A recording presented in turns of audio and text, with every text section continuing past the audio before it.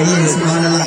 हम गुलामों की ऐसी है किस्मत, अपने हिस्से में आई है जन्नत, कि हम गुलामों की ऐसी किस्मत।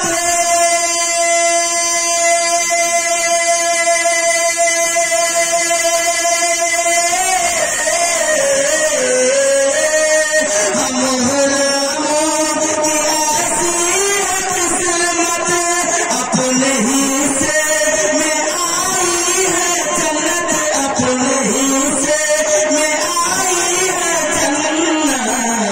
जाएगा खुल्द में कैसे नजदीक, जाएगा खुल्द में कैसे नजदीक, उस पे कब्जा है मेरे,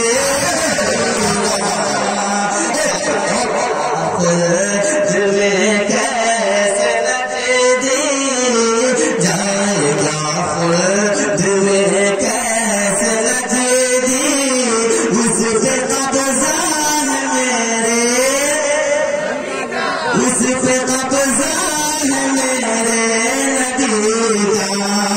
जाएगा खुल्द में कैसे नजदीक, उस पे कब्जा है मेरे नबी का।